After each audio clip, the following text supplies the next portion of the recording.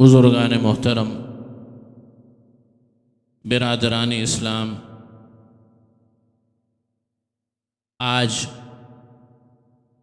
18 ذی الحج بروز جمعۃ المبارک، یہ ایک ایسی تاریخ اور اتفاقاً دن ہے، عجیب اتفاق، کہ 18 ذی الحج اور جمعے ہی کے دن خلیفہ ثالث داماد رسول صلی اللہ علیہ وسلم حضرت عثمان بن عفان رضی اللہ تعالی عنہ کو ظلماً شہید کیا گیا۔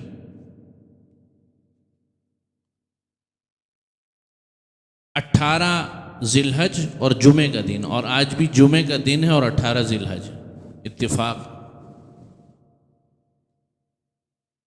حضرت عثمان بن عفان رضی اللہ تعالی عنہ کی سیرت کے کچھ گوشے،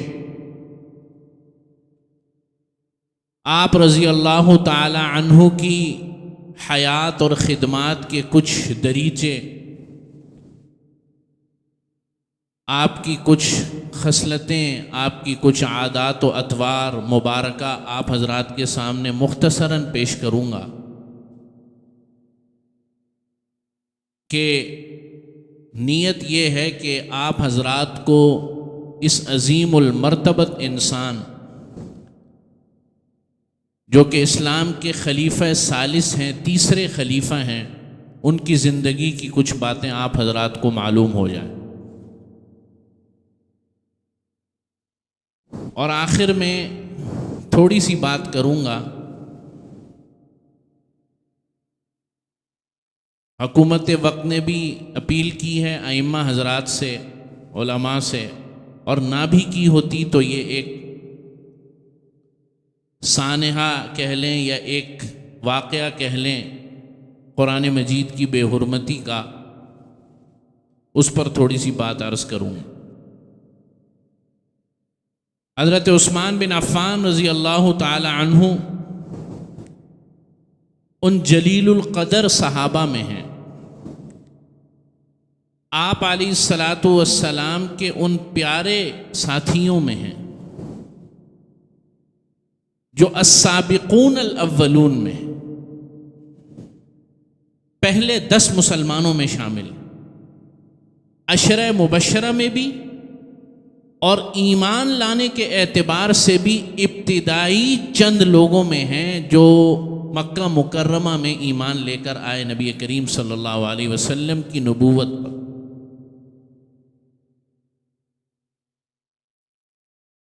آپ صلی اللہ علیہ وسلم سے 5 سال چھوٹے تھے تقریباً، اور حضرت ابوبکر رضی اللہ تعالی عنہ سے بڑی گہری دوستی تھی، اور اسی دوستی کی نسبت سے جو ہے ایمان لے کر آئے جب نبی کریم صلی اللہ علیہ وسلم نے دعوت ایمان دی لوگوں کو۔ تو السابقون الاولون جو قرآن مجید نے لفظ استعمال کیا، والسابقون الاولون من المہاجرین والانصار والذین اتبعوہم باحسان رضی اللہ عنہم ورضوا عنہ، کہ وہ لوگ، وہ ابتدائی ٹیم نبی کریم صلی اللہ علیہ وسلم کی، صحابہ کا وہ ابتدائی گروپ کہہ لیں یا افراد کہہ لیں کہ جو بالکل شروع کے اندر ایمان لے کر آئے، جب ایمان لانا در حقیقت آگ میں کودنے کے مترادف تھا۔ ویسے تو سارے صحابہ آپ علیہ الصلاۃ والسلام کے بزرگ و برتر ہیں، لیکن صحابہ میں بھی ان صحابہ کو خصوصی اہمیت حاصل ہے جو مکہ مکرمہ کے ابتدائی وقتوں میں ایمان لے کر آئے یا مکہ مکرمہ میں ایمان لے کر آئے، کیونکہ مدینہ منورہ آنے کے بعد تو پھر راحتیں ہوتی گئیں، کچھ سہولیات ہوتی گئیں، گو کہ آرام پھر بھی نہیں ملا۔ بدر، احد، خندق، تبوک جنگیں ہو رہی ہیں، صحابہ شہید ہو رہے ہیں، لیکن نسبتاً مکہ مکرمہ سے وہ جو ایک ٹارچر والا دور تھا وہ ختم ہو گیا۔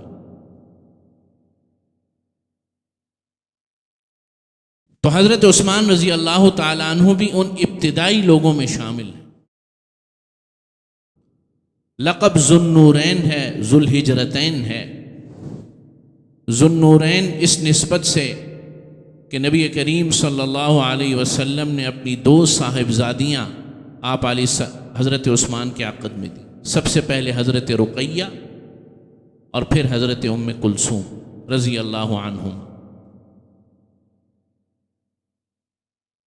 جب حضرت رقیہ کا انتقال ہو گیا تو انتقال اس دن ہوا جس دن بدر فتح ہوا۔ جس دن بدر میں مسلمانوں کو فتح نصیب ہوئی اس دن حضرت رقیہ کا یعنی آپ صلی اللہ علیہ وسلم کی دختر کا وصال ہو۔ یہی وجہ تھی کہ حضرت عثمان رضی اللہ تعالیٰ عنہ جنگ بدر میں، غزوہ بدر میں شرکت نہیں کر سکے۔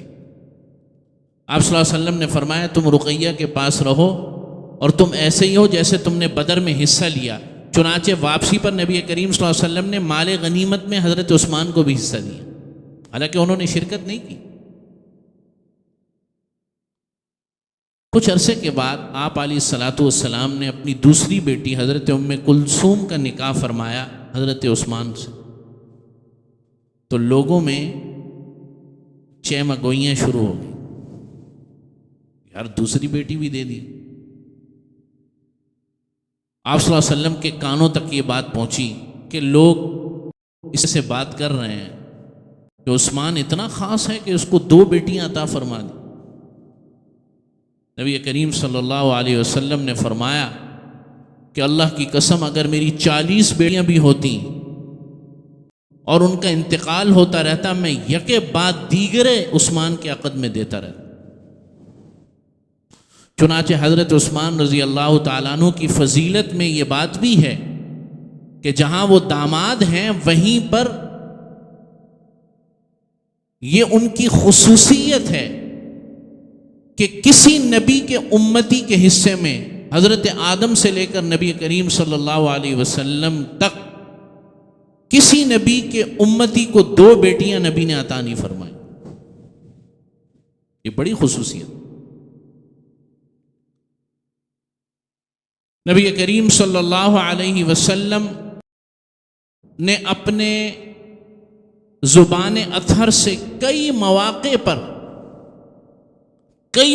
پر حضرت عثمان غنی رضی اللہ تعالیٰ عنہ کو جنت کی بشارت دی۔ حضرت ابو موسیٰ اشعری رضی اللہ تعالیٰ عنہ فرماتے ہیں کہ ہم مدینہ منورہ کے باہر ایک باغ تھا، نبی کریم صلی اللہ علیہ وسلم وہاں تشریف لے گئے تو باغ کے دروازے پر مجھے مقرر فرمایا۔ عجیب واقعہ کہ میں کھڑا ہو جاؤں، جو آئے بتاؤں۔ آپ علیہ الصلاۃ والسلام باغ میں ایک کنواں تھا، اس کی منڈیر پر بیٹھے ہوئے تھے۔ اس طرح منڈیر جانتے ہیں نا، وہ جو دیواری بنا دیتے ہیں اس کے ارد گرد اور تھوڑی سی اونچی ہوتی ہے۔ آپ علیہ الصلاۃ والسلام اس پر تشریف فرماتے، ہاتھ میں ایک چھڑی تھی اور حضور علیہ الصلاۃ والسلام اس چھڑی سے مٹی پر کچھ فرما رہے تھے، لکھ تو نہیں رہے تھے لیکن اس چھڑی سے مٹی کو کرید رہے تھے۔ تو میں نے اطلاع دی۔ دیکھو صحابہ نے کیسی منظر کشی کی ہے، حضور کے کسی عمل کو چھوڑا نہیں۔ تو حضرت ابو موسیٰ اشعری فرماتے ہیں کہ میں آیا آپ علیہ الصلاۃ والسلام کے پاس، میں نے کہا ابو بکر تشریف لا، نہیں، فرمایا کہ کوئی آیا ہے، کھٹکھٹایا، فرمایا کہ جو بھی ہے اس کو اندر آنے دو، وبشرہ بالجنہ، اور اس کو جنت کی بشارت دو۔ تو وہ حضرت ابو بکر رضی اللہ تعالیٰ عنہ تھے، وہ تشریف لائے، سیدھے ہاتھ پر بیٹھ گئے۔ پھر کسی نے اجازت طلب کی کہ اندر آ جائیں۔ آپ علیہ الصلاۃ والسلام نے فرمایا کہ اذن لہ وبشرہ بالجنہ، اجازت ہے اور جو بھی ہے اس کو جنت کی بشارت دے دو۔ وہ حضرت عمر فاروق رضی اللہ تعالیٰ عنہ تھے، وہ آئے اور بائیں ہاتھ پر بیٹھ گئے۔ پھر جو ہے کسی نے اجازت طلب کی آپ علیہ الصلوۃ والسلام نے فرمایا اذن لہ وبشرہ بالجنہ علی بلوى تصیبہ، کہ اجازت دے دو اور جنت کی بشارت بھی دے دو، لیکن اس بات کے ساتھ کہ اس کو بڑی مشکلات پیش آئیں گی اور بڑی تکالیف پیش آئیں گی۔ حضرت ابو موسیٰ اشعری فرماتے ہیں کہ میں گیا اور میں نے حضرت عثمان کو کہا کہ آپ کے لیے جنت کی بشارت ہے لیکن کچھ تکلیف ہے۔ حضرت عثمان غنی نے فرمایا اللہ تعالی ہم سب کی حفاظت کرنے والا ہے، اللہ ہمیں تکالیف سے نجات دینے والا ہے۔ چنانچہ حضرت عثمان غنی آئے اور آپ علیہ الصلوۃ والسلام کے سامنے کھڑے ہو گئے۔ محدثین نے یہاں پر ایک بڑی عجیب بات توجیہ بیان فرمائی ہے کہ وہ جو پہلے دونوں آئے وہ ساتھ ہی سو گئے وفات کے بعد، اور جو حضرت عثمان غنی آئے وہ بالکل سامنے جنت البقیع میں مدفون ہو۔ چنانچہ اگر آپ جنت البقیع تشریف لے جائیں تو حضرت عثمان غنی رضی اللہ تعالیٰ عنہ کی قبر جہاں پر ہے وہ سیدھ بالکل آپ علیہ الصلوۃ والسلام کے چہرے مبارک کے سامنے۔ عجیب توجیہ۔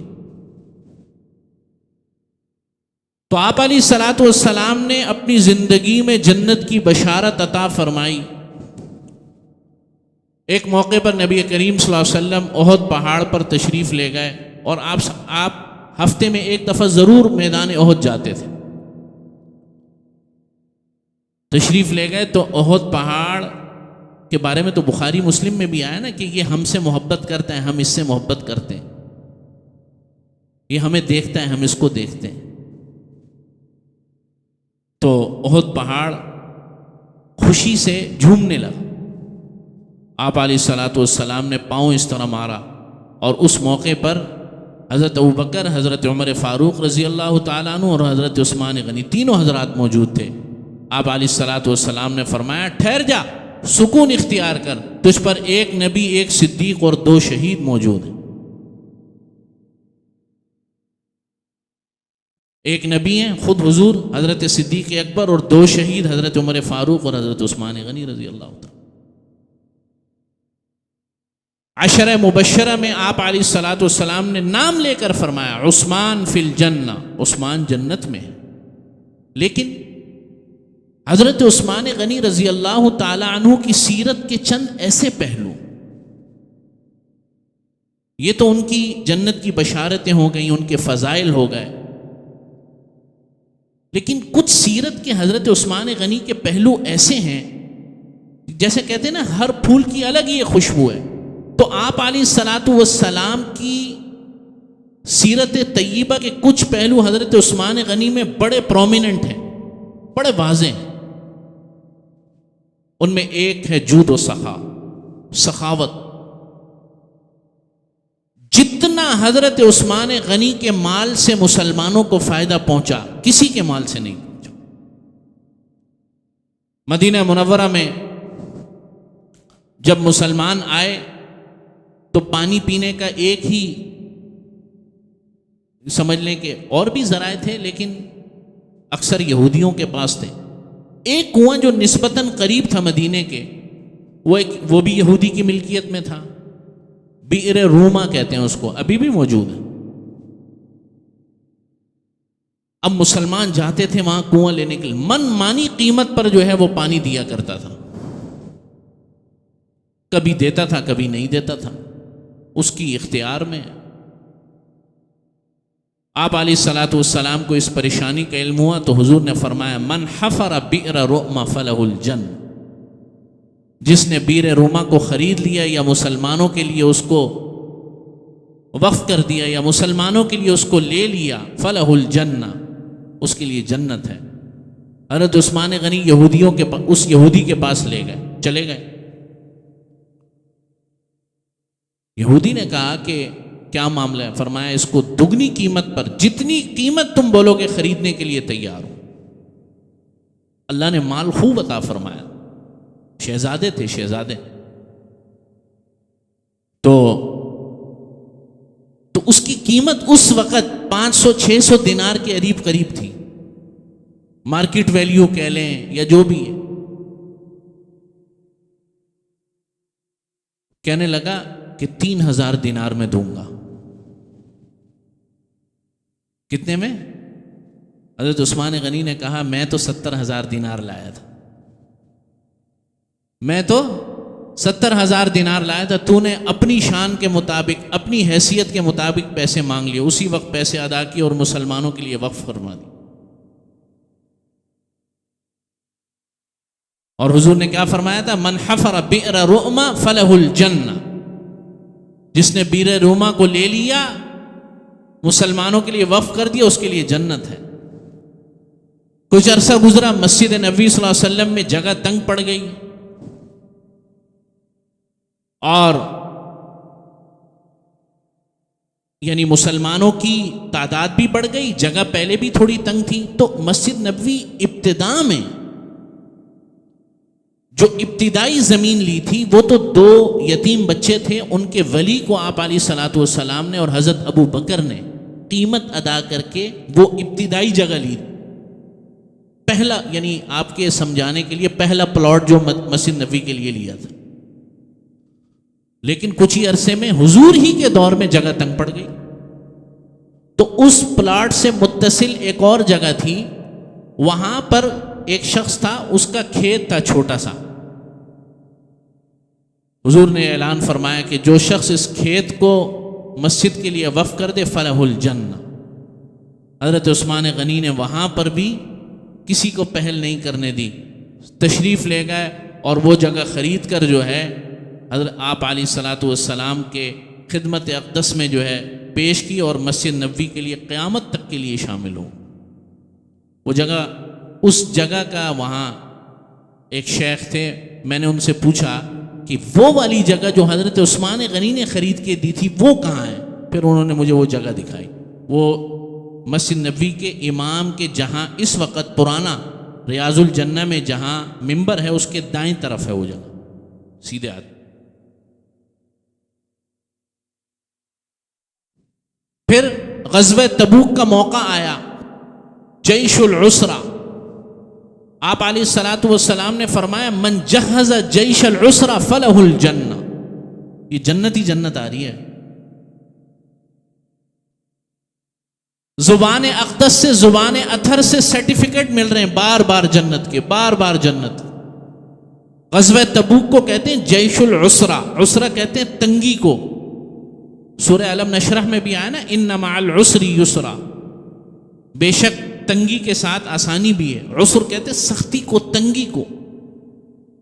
تو غزوہ تبوک بڑا تنگی کا موقع تھا. آپ علیہ الصلوۃ والسلام نے فرمایا جو شخص جیش العسرہ غزوہ تبوک کے لیے مال فراہم کرے گا فلہ الجنہ، اس کے لیے جنت ہے. حضرت عثمان غنی رضی اللہ تعالیٰ عنہ نے 1000 دینار آپ علیہ الصلوۃ والسلام کی خدمت میں پیش کیے. 1000 دینار پتہ کتنے ہوتے ہیں آج کل کے لحاظ سے؟ 20 دینار کا 7.5 تولہ ہوتے ہیں آج کل. میں نے ابھی حساب کے اوپر میں مطالعہ کر رہا تھا، آج کے حساب سے 1,86,000 روپے آج کا ریٹ ہے تولہ. 7 کروڑ روپے بنتے ہیں اس وقت کے 7 کروڑ روپے. تو جب آیا نا حضرت عثمان غنی کی حضرت عثمان غنی نے جب خدمت میں پیش کیا، آپ علیہ الصلوۃ والسلام دینار کو اٹھا کے اس طرح فرما ایسے کھیل رہے، اور جو جملہ ارشاد فرمایا ما ضر عثمان ما عمل بعد هذا اليوم، آج کے بعد عثمان کا کوئی عمل اس کو نقصان نہیں پہنچائے. اللہ اکبر کبیرہ. چنانچہ بلوائیوں نے جب گھیرا 40 دن تک حضرت عثمان غنی کا پانی اور کھانا بند رکھا. طاقت کے باوجود، پورے اختیار کے باوجود، خلیفہ وقت ہونے کے باوجود حضرت عثمان غنی نے ان لوگوں کے خلاف قتال نہیں کیا. اس میں حکمت کیا تھی؟ لوگ پوچھتے ہیں یہ بات. خلیفہ وقت تھے اس وقت، ایک شخص تھا عبداللہ ابن سبا، انتہائی خبیث النسل انسان. حضرت علی رضی اللہ تعالیٰ عنہ نے بعد میں اس شخص کو اور اس کے ساتھیوں کو آگ میں جلایا. اس کا دعویٰ تھا، بعد میں اس نے دعویٰ کیا کہ حضرت علی کے اندر الوہیت آ گئی، یعنی نعوذ باللہ من ذالک، حضرت علی میں اللہ رب العزت کی ذات اقدس حلول کر گئی۔ خیر وہ ایک الگ بات ہے، الگ بحث ہے۔ تو اس نے حضرت عثمان غنی کے خلاف پروپیگنڈا کیا، اور حضرت عثمان غنی کے جو گورنرز تھے، جو عمال تھے پوری اسلامی دنیا میں، ان کے خلاف خصوصی پروپیگنڈا کیا اور اقربا پروری کا الزام لگایا سب سے مین۔ اچھا، ایسا بدماش انسان تھا کہ کوفہ کے گورنر کے خلاف کوفہ کے لوگوں میں بات نہیں کرتا تھا، مصر کے خلاف بات کرتا تھا، حضرت عمر بن عاص رضی اللہ عنہ یا دیگر گورنر۔ مصر میں کوفہ کے گورنر کے خلاف پروپیگنڈا کرتا تھا، بصرہ میں کوفہ اور مصر کے گورنروں کے خلاف کرتا تھا۔ مسلمانوں میں پروپیگنڈے کی فضا عام ہو گئی۔ اس وقت اتنے زیادہ آلات کمیونیکیشن کے، آج کمیونیکیشن کے باوجود پروپیگنڈے کا کیا حال ہے، تو اس وقت کیا حال ہوگا۔ چنانچہ ہزار لوگوں نے 1000 بصرہ سے، 1000 کوفہ سے اور 1000 مصر سے لوگ آئے، انہوں نے حضرت عثمان غنی سے بات کی، شروع میں مطمئن ہو گئے، واپس بھی جانے لگے، پھر پلٹ کر آ گئے اور محاصرہ فرمایا۔ حضرت امیر معاویہ نے پیغام بھیجا کہ آپ مجھے اجازت دیں، آ کر ان کا قلع کما کر دیں۔ حضرت عثمان غنی نے کہا ایک بات ہے کہ ایک تو میں پیغمبر کے شہر کو خون آلود نہیں کروں گا۔ انہوں نے کہا کیا مانگتے ہو؟ اس نے کہا خلافت چھوڑ دیں۔ حضرت عثمان غنی نے کہا مجھے حضور نے فرمایا تھا کہ تجھے عن قریب ایک قمیص پہنائی جائے گی اور لوگ اس کو اتارنے کی کوشش کریں گے، اتارنا نہیں، یہ تو نہیں ہو سکتا، آگے بولو، خلافت تو نہیں چھوڑوں گا۔ انہوں نے کہا پھر آپ تیار نہیں ہو؟ انہوں نے کہا وہ تمہاری مرضی، لیکن میں اسلامی مملکتوں میں یہاں سے لاشیں نہیں بھجواؤں گا مسلمانوں کی۔ دور اندیشی تھی، اپنے آپ کو شہید کروا لیا، لیکن جو سامنے تھے وہ بھی مسلمان تھے تو بدبخت مسلمان، خلیفہ وقت کو قتل کیا، نمازیں بھی پڑھتے تھے، تہجدیں بھی پڑھتے تھے، خوارج تھے، یہاں پر ان کے جو ہے نمازوں کے نشان تھے۔ حضرت عثمان غنی نے فرمایا کہ یہاں سے میں اسلامی مملکتوں کے اندر اگر لاشیں جائیں گی تو پوری اسلامی مملکت کے خلاف بغاوت ہو جائے گی۔ حضرت حسن رضی اللہ تعالیٰ عنہ اور حضرت حسین رضی اللہ تعالیٰ، حضرت علی نے، سب نے فرمایا کہ آپ اجازت دیں ان کے خلاف جہاد کریں۔ فرمایا کہ نہیں۔ چنانچہ 18 ذی الحج کو حضرت عثمان غنی رضی اللہ تعالیٰ عنہ کو جمعے کے دن عصر کی نماز کے بعد شہید، اور آخر میں یہ جو 3-4 واقعات میں نے بتائے، حضرت عثمان غنی نے باغیوں سے یہی واقعات ارشاد فرمائے کہ تمہیں وہ وقت یاد نہیں کہ اہل مدینہ پانی کو ترستے تھے، میں نے پانی فراہم فرمایا۔ حضور نے فرمایا مسجد نبوی کے لیے جگہ نہیں ہے، میں نے جگہ فراہم کی۔ جیش العسرہ میں آپ علیہ الصلاۃ والسلام نے فرمایا ما ذر عثمان ما عمل بعد هذا اليوم، تمہیں یہ سب چیزیں بھول گئی۔ اچھا، اگلے جب حضرت عثمان ان سے سوال کرتے تھے مانتے بھی تھے، کہتے ہیں ہاں ایسے ہی تھا۔ بہرحال خلیفہ وقت کو بڑی بے دردی کے ساتھ شہید کیا، اور قرآن مجید کی تلاوت کر رہے تھے جب شہید کیا۔ فَسَيَكْفِيكَهُمُ اللَّهُ وَهُوَ السَّمِيعُ الْعَلِيمُ، اس آیت پر خون کے چھینٹے پڑے، اور اس آیت کا مطلب ہے کہ اللہ ان کو کافی ہو جائے گا۔ وَهُوَ السَّمِيعُ الْعَلِيمُ، وہ دیکھنے والا بھی ہے، جاننے والا بھی۔ بعد میں ان لوگوں کے ساتھ کیا ہوا یہ ایک تاریخ کا بڑا عبرت آموز سبق ہے، لیکن حضرت عثمان غنی رضی اللہ تعالیٰ عنہ کا ایک بہت بڑا کارنامہ، اور آخری بات میں اسی سے جوڑ کر کروں گا، وہ یہ تھا کہ حضرت عثمان غنی کا ایک لقب جامع القرآن بھی ہے، قرآن کو جمع کرنے والے۔ قرآن مجید حضرت ابو بکر کے دور میں تو جمع ہو گیا تھا۔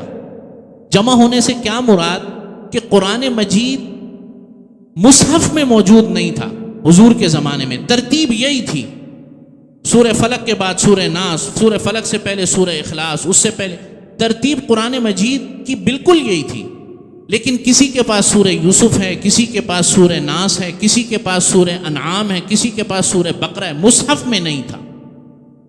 حضرت ابو بکر نے سب سے پہلے اس کو مصحف میں جمع کیا، چلتا رہا سلسلہ۔ جب آرمینیا فتح ہوا حضرت عثمان غنی کے دور میں، مشرقی ممالک فتح ہوئے، تو مسلمانوں کو پڑھنے کے اندر دشواری آنے لگی۔ اس کی وجہ یہ تھی کہ عربوں کے اندر مختلف لہجے تھے، مالکی یوم الدین بھی تھا، ملیکی یوم الدین بھی تھا۔ اب جو لوگ عرب نہیں تھے وہ کنفیوز ہونے لگے، حالانکہ دونوں صحیح ہیں، صحیح دونوں ہیں۔ تو حضرت عثمان غنی تک جب یہ بات پہنچی کہ یہ مسلمانوں میں جو نئے مسلمان، غیر عرب جو مسلمان ہو رہے ہیں وہ کنفیوز ہو رہے ہیں، تو انہوں نے لغت قریش پر، جو نبی کریم صلی اللہ علیہ وسلم کا جو لہجہ ہے اس پر جو ہے پوری اسلامی دنیا کو جمع فرما دیا۔ اسی لیے اس قرآن مجید کو کہتے ہیں مصحف عثمانی۔ آپ نے کبھی سوچا ہم قرآن مجید کا یہ جو ہمارے پاس نسخے ہیں اس کو مصحف عثمانی کیوں کہتے ہیں؟ اس کو مصحف عثمانی اس لیے کہتے ہیں کہ یہ وہ نسخہ ہے، یہ وہ لہجہ ہے جس پر امت کو حضرت عثمان غنی نے جمع فرمایا، اور جمع فرمانے کے بعد اس کی کاپیز بنا کے پوری بلاد اسلامیہ کے تمام دارالحکومتوں میں بھجوا دی۔ تو قرآن مجید کو جمع ایسے کیا گیا، ایسے خدمت کی گئی۔ لہٰذا قرآن مجید کو کوئی مٹانے کی کوشش کرے، کوئی ختم کرنے کی کوشش کرے، کوئی اس کو جلانے کے بعد یہ سمجھے کہ قرآن مجید ختم ہو جائے گا، انا نحن نزلنا الذکر وانا لہ لحافظون، اللہ رب العزت نے اس کی حفاظت کا ذمہ لیا ہے۔ جب خانہ کعبہ پر ابرہہ چڑھائی کرنے کے لیے آیا تو حضرت عبد المطلب نبی کریم صلی اللہ علیہ وسلم کے دادا ابرہہ کے پاس گئے۔ ابرہہ نے بیت اللہ پر چڑھائی سے پہلے اونٹ قبضے میں کر لیے قریش کے۔ حضرت عبد المطلب تشریف لے گئے۔ حضرت عبد المطلب سے پوچھا ابرہہ نے کیوں آیا؟ انہوں نے کہا اونٹ لینے آیا ہوں۔ انہوں نے کہا عجیب آدمی ہے، میں تمہارے معبود کے اور تمہارے بیت اللہ کو گرانے کے لیے آیا ہوں اور تو اونٹوں کا مطالبہ، تجھے اونٹوں کی فکر پڑی ہے؟ حضرت عبد المطلب نے جواب دیا، بڑا عجیب جواب دیا، فرمایا کہ مجھے تو اپنے اونٹوں سے غرض ہے، جس کا گھر ہے وہ خود حفاظت کرے گا اور انشاءاللہ حفاظت کرے گا، تو مجھے میرے اونٹ واپس کر دے۔ اس لیے میں کہتا ہوں کہ قرآن مجید کی حفاظت کا ذمہ تو اللہ نے لیا ہے، اللہ رب العزت انشاءاللہ تعالی نمٹیں گے۔ میرے اور آپ کے کرنے کا جو کام ہے ہمیں وہ کرنا چاہیے، اور ہمارے کرنے کا کام یہ ہے کہ قرآن مجید پر عمل ہو، قرآن مجید زندگیوں میں آئے، قرآن مجید زندگیوں میں آئے۔ ہم اپنے معاشرت کو تبدیل کرنے کے لیے تیار نہ ہوں، ہم اپنے کاروباری معاملات کو قرآن مجید کے مطابق نہ لائیں، ہم اپنی وراثتوں میں بیٹیوں کو نہ دیں قرآن مجید کے مطابق، وراثتیں تقسیم نہ کریں، ہم قرآن مجید کے حکم کے مطابق مالی لین دین نہ کریں، ہم چوری چکاری سے، ملاوٹ سے باز نہ آئیں، اور پھر ہمارا دل کھولے، جو کہ ایک ایمان کا تقاضا بھی ہے کہ قرآن مجید کو جلا دیا۔ ان کی جرت اس لیے ہوئی، ان کو یہ جرت اس لیے ہوتی ہے کہ امت مسلمہ کا اکثر طبقہ، امت مسلمہ کا مجموعی طبقہ قرآن مجید کی تعلیمات سے ہٹ چکا ہے، اس لیے جرت ہوتی ہے۔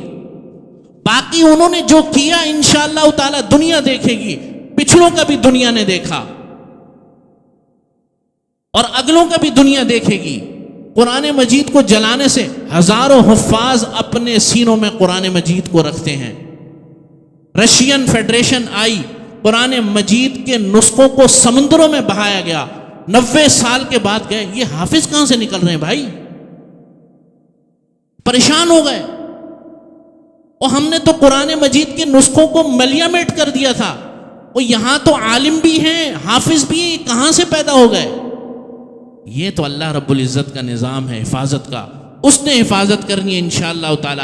میرے آپ کے کرنے کا کام جہاں احتجاج ہے، جہاں اور دیگر جو معاشرے سے، طبقات سے تعلق رکھنے والی چیزیں ہیں، احتجاجاً ہو یا جو بھی ہو، بائیکاٹ ہو، وہ تو ہے ہی، لیکن میرے اور آپ کے اصل کرنے کا کام یہ ہے کہ ہم قرآن مجید سے اپنے تعلق کو مضبوط کریں۔ وآخر دعوانا ان الحمدللہ رب العالمین۔